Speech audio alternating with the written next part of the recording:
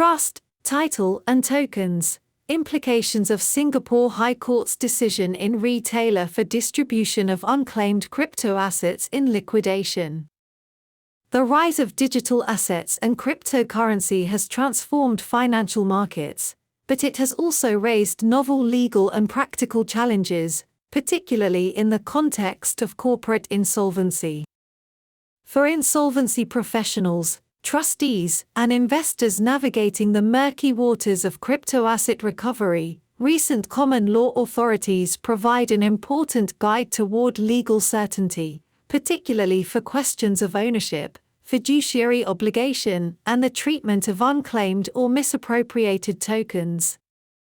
Against this backdrop, the Singapore High Court's recent decision in Re Genesis Asia Pacific Pte Limited, in liquidation, commonly referred to as retailer, is a pivotal moment in the common law's evolving engagement with digital asset ownership.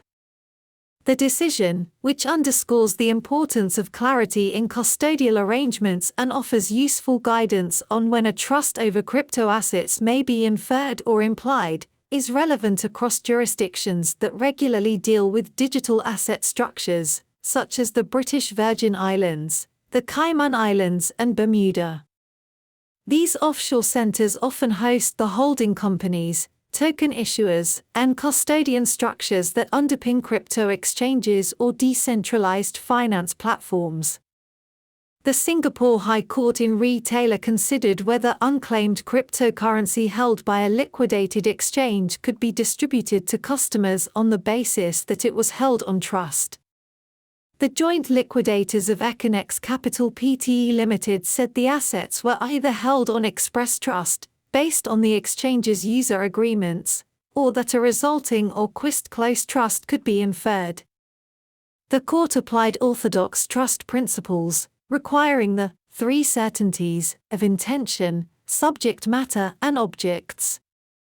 Despite the user agreements stating that digital assets are custodial assets held by the Econex Group for your benefit, and that title will at all times remain with you, the court found this insufficient to constitute certainty of intent. The mere fact that assets were segregated and designated for customer use was insufficient to evidence an intent to create a fiduciary relationship. Additionally, the court rejected the existence of resulting or quist-close trusts due to the absence of a clear purpose or mutual intention. A similar approach was taken by the Hong Kong courts in Re Gatecoin, in liquidation. This decision is significant for two reasons. First, it demonstrates that courts are increasingly prepared to apply conventional trust and property principles to blockchain-based assets. Second, it highlights the importance of documentation, platform terms, and wallet architecture in determining ownership and fiduciary obligations. For liquidators and trustees, retailer offers a roadmap. Where a trust can be clearly identified, recovered digital assets can be distributed back to beneficial owners or, in some cases, to shareholders through established trust mechanisms. Where no trust exists, these assets may instead be applied in satisfaction of the company's general liabilities. Asset recovery during liquidation creates legal, technical maze. Recovering digital assets during liquidation is often a multi-jurisdictional and multidisciplinary exercise. The process typically begins with asset tracing, including reviews of internal ledgers, blockchain transactions, and exchange accounts to identify and secure relevant wallets. In jurisdictions such as Singapore, Hong Kong, the British Virgin Islands, the Cayman Islands and Bermuda, liquidators have powerful tools for summoning former officers, compelling document production and initiating proceedings for non-cooperation. These powers, however, only go so far. In many instances, access to wallets may depend on seed phrases, keys, or multi-factor authentication devices retained by former insiders. Liquidator roles are also made difficult by the practical hurdles that necessarily exist with digital and crypto assets. These include identifying fraudsters who routinely exploit pseudonymous wallets and cross-chain bridges to obscure the trail of stolen assets. In ChainSwap v. Persons Unknown, a British Virgin Islands-based protocol provider secured freezing orders over wallets used in a major hack, but the culprits remained unidentified. Obtaining clarity as to custody and legal status of the cryptoassets, particularly when they are held in a pooled or omnibus wallet. Without user-specific segregation or detailed internal registers, the chain of beneficial ownership can be irretrievably broken. Overcoming difficulty in accessing systems and wallets, particularly where private keys or administration credentials may have been lost or deleted, either maliciously or negligently, rendering wallets inaccessible despite being visible on-chain. In each of the above instances, liquidators must be experienced in handling cryptoassets. They must also be prepared to engage with forensic and legal specialists to seek recovery or obtain judicial relief for information and visibility in respect of identified assets.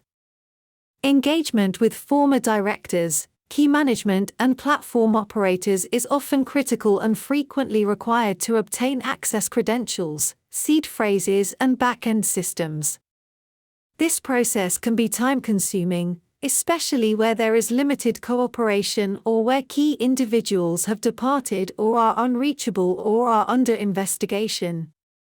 Where management is uncooperative or has absconded, liquidators may be forced to seek urgent relief through ex parte disclosure orders, freezing injunctions, or even search and seizure, Anton Pillar, orders. It is a complex and involved area of law that will typically require specific, multi-jurisdictional advice and processes. Once this hurdle is overcome and digital assets are recovered, however, liquidators face a critical second question of how to deal with them. The answer depends on whether the assets are trust property or part of the general estate. Distribution via trust, a viable but nuanced mechanism. Where a trust relationship is established, assets must be returned to the beneficiaries. This is relatively straightforward if customer identities are known, wallets are segregated and robust know your client records exist.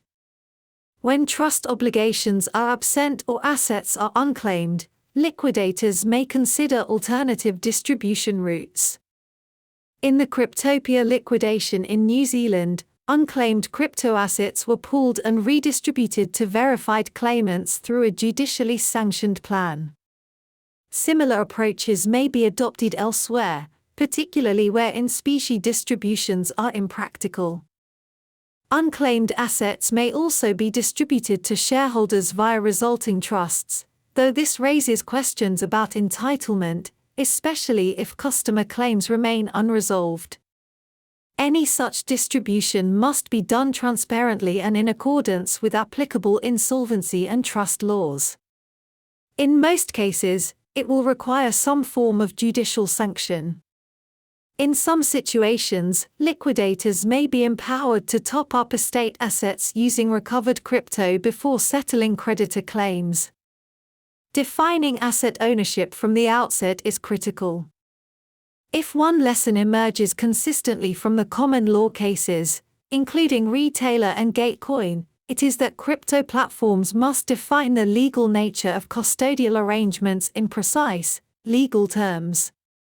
To establish a trust over customer assets, the following three certainties must be present. Certainty of intention, an explicit declaration that assets are held on trust. Certainty of subject matter, identifiable digital assets linked to individual customers. Certainty of objects, clearly defined beneficiaries. Additionally, platform terms and conditions should clarify whether customers retain legal and beneficial title or whether their claims are merely contractual.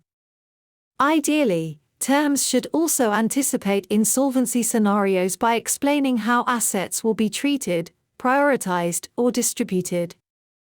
In best practice scenarios, assets will also be segregated to reflect the trust arrangements.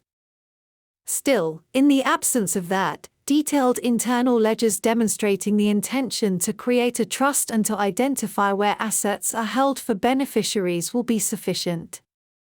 Without this clarity, courts will be reluctant to uphold trust claims, potentially exposing customers to unsecured creditor status and diluting recoveries. Legal principles. The evolving legal treatment of cryptocurrency in liquidation reflects a broader maturation of the digital asset ecosystem. Decisions such as Retailer and Gatecoin offer important guidance, but they also expose the limits of the trust doctrine in the absence of clear custodial arrangements. For businesses handling client assets, and for liquidators dealing with unclaimed or recovered crypto, the message is clear: define ownership structures explicitly, anticipate insolvency risk, and consider trust-based distribution solutions. As digital assets become increasingly mainstream, traditional legal principles, particularly those governing trusts, will remain central to resolving disputes, recovering value, and ensuring equitable stakeholder outcomes. This article was first published by Thomson Reuters on the 15th of August 2025.